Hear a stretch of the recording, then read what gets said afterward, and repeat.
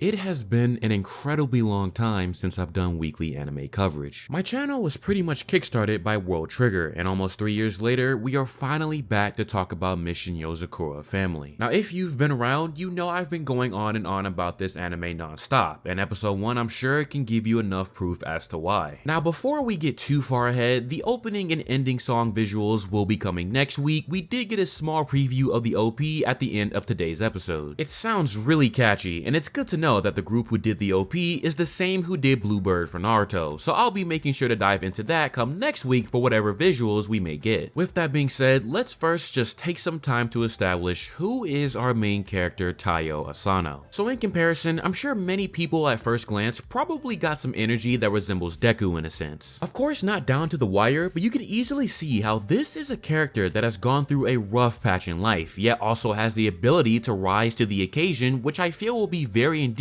for most people. Emotional kickoffs may not be such a hype thing to rave about, but it does plant a seed for an audience to get invested, and right at the beginning of the episode, we see this kid who is dealing with loss. His entire family was tragically stolen from him in a car accident, and from there, he's just had an incredibly hard time getting close to anybody else. Which, when looking at grief, can be a response to such an event, because what's stopping anything else from happening to those in the future? Of course, we all will want to move on and continue living, but for Taiyo, it really caused his social skills to come to an indefinite halt. As a manga reader, for my anime only people out there, I think seeing how he comes out of his shell is going to be what you look forward to seeing the most when it comes to his character growth. I said this in a tweet, but seeing the first chapter of content animated and then reading the manga chapter right after is basically whiplash, but trust me when I say that there's a lot to look forward to. As for our woman lead, aka Miss Mutsumi, the best girl of the season, not even up for debate, has been there for Taiyo throughout the tragedy and loss, and is practically the one person who has been able to essentially reach out to him despite his hesitancy to get close to her. You can see in the episode a very quick flash of his imagination, with Mutsumi being in the casket, giving us a visual depiction of just how clogged his mindset is when it comes to getting close to another person, but that doesn't stop her. These two have such a cute relationship starting from here, and it's only going to get gradually more enjoyable, easily taking up the spot as one of Shonen Jump's best ongoing couples. You can see in the way they banter back and forth and the way they care for each other that they clearly have no plans to disappoint. The director, Minatomi Rai, has toggled on the fact that their relationship is a huge focus of the show, so I'm looking forward to seeing just how well that understanding is presented through the various emotional story beats. Now, as for the elephants in the room, let me go ahead and address Kyoichiro, because I know this is probably going to be one of the main talking points for a lot of people when it comes to the perception of the sister complex. I know people don't care for it in Black Clover, I know people don't care for it in Mashle, but let me just say that Kyoichiro is a whole lot more than just that gag. However, let me be clear in saying that that gag is not something you'll see interfere with the emotional beats nor the impending battles in the future. It truly does stay a gag as a form of comedic relief, and even in the serious moments, the overbearing and protecting nature that Kyoichiro has takes professionalism when completing any task in front of him. Should you expect to see the gags of it throughout the series? Definitely, but will it be shoved in your face in moments that may break your immersion or just kill your viewings? Absolutely not. He is a very well written character, and as the story progresses, I'm sure that sentiment will come around without me having to tell you all the time. Moving along, we of course have the world of Spies being the central setting of the story with the Yozakura siblings, and I want to address this because I have seen this comparison so many times when it comes to the Yozakura family, and it's that this show is not another Spy X family. I know the mention of spies and the main cast being a family of them makes you give them the side eye, but this story is far from what Spy X family does. In fact, I think this story does a lot of things better, with mainly keeping the audience engaged. This isn't to throw shade at Spy X family, but a lot of people, while enjoying the funny moments with Anya and family, do not feel as engaged with the content. Yozakura has a much more healthy balance of slice of life and romantic development, as well as really diving into the action quite heavy when it needs to. I also want to say that even with the slice of life and romantic development episodes coming up, there is always something building up in the background, and even the voice actors themselves recently mentioned that in an interview. You should never expect the cooldown episodes to be cooldown episodes solely. Foreshadowing is always going to be there, and if you pay attention, I promise you, you'll catch it. It may not be so much as in your face, but it can range from a brief statement being said about a certain person or group that the family will have to deal with, to certain directional choices that I'm sure sure have been taken into account. Now as for the family members, we have ourselves quite the cast of people from the older siblings to the younger ones. Huge props to the character designer, because from the color choices and just how well they translated into the anime, they did a phenomenal job. VA choices also coming through quite nicely, and considering the voice actors have been showing a lot of passion about the series, you can very much see it in the first episode. My favorite of course is Futaba, for reasons I can't say until we get down the line, but I'm very much looking forward to seeing what characters really stand out to people as their emotions are conveyed. Each of them having their own unique personalities and fighting styles that evolve over time, and there truly is a healthy variety of content to look forward to, but I'll let the anime do the talking for me. So as I mentioned earlier, Kyoichiro's obsession with protecting Mutsumi has finally caught Taiyo in the crossfire, and the only way to protect the kid is to marry into the family due to their ironclad rule of family shall not kill each other. Now clearly this is a crazy premise, let alone to get married while still being in school, but this is the hook of the series. Establishing a couple as early as chapter 1 blows 90% of the current magazine's protagonists out the water when it comes to the romance, and I know for a fact a lot of people probably found it more amusing than anything. Now while at the end of the episode it came to fruition, the second half gave us a small peek as to the action of the show. Whether you come around to like him or not, make no mistake that Kyoichiro is that guy. He does not mess around when it comes to getting the job done, and you can see that as he takes on the entire family. While it may have been brief, you can get a grasp of what fighting styles these characters will be working with, such as Shinzo with firearms and Shion with drones, but I don't want to dive into everything just yet, as Nanao and Futaba are a bit more unique when it comes to their styles. I'll be revisiting once the combat begins to become elaborated upon. I do want to say that I really enjoy how Steel Spider is being presented so far looking at Kyoichiro. I remember seeing the design sheet for the weapon a few months ago, and they added some nice details on it that almost remind you of one of Spider-Man's gadgets, which works a lot better in the anime in terms of its use, so good on the Yoza staff for that one. As the series goes on, expect not only the intensity of the battles to amplify, but definitely the scale of them as well. Yozakura has its elements that will surprise you, and it doesn't take too long in the series for those elements to show themselves, but again, no spoilers, just look forward to seeing how the combat truly takes flight. It's gonna be very interesting to see how future engagements are tackled, and I can only hope that the bar will be met with respect for the source material, but of course, only time will tell. Now a key thing to note in this episode when it comes to Mutsumi's character is that she is an extremely caring girl. Even with Kyoichiro doing what he does, she constantly is trying to put Taiyo's feelings into consideration, with initially refusing the idea to marry and then reassuring him that she will not leave him. It's those little things that allows Taiyo to run as the series progresses. You can see that as the episode went on, he went from hesitant to conflicted and then finally making that grand choice, which was just so cool to finally see animated. Within every first chapter for Jump series, there is always that one moment that people see that immediately resonates with them. For MHA, it was you too can become a hero, and continuing that emotional start, it was Taiyo acknowledging that Mutsumi has always been the one looking out for him, and now it's time to repay her back in full. For him, it's more than just simply protecting her, but it's also about protecting her way of life as well, because Kyoichiro was about to strip all of it away from her, and that's not something he wanted. The way he just grabs a fistful of the wire and takes the ring like his life depends on it, I'm sure hit for a lot of people, and that I'm sure is going to be the highlight of the episode for everyone. This is the official start for Taiyo's journey, not only as a husband but as a spy as well, and there's just so much to look forward to as we look towards the future. Overall, this was a really nice kickoff, and from a content adaptation standpoint, minus a few minor details here and there, everything from chapter 1 was adapted quite nicely. I'm just incredibly happy that this finally got an anime, and I'm rooting for the Yozakura staff because I know this is not going to be an easy task. So with that, we've got 26 more episodes to go, and I'll be keeping an eye out for any of those impending changes come next week, but overall, I am very happy, and this is one of my favorite Sundays in a long time. Other than that, that's pretty much gonna wrap it up for episode 1's review. As always, thank you for watching, and please let me know how you feel about the episode in the comments section down below. I'll be reading as many replies as I can today, so don't hesitate to write as much as you like. Stay safe out there, and I will see you all soon for episode 2.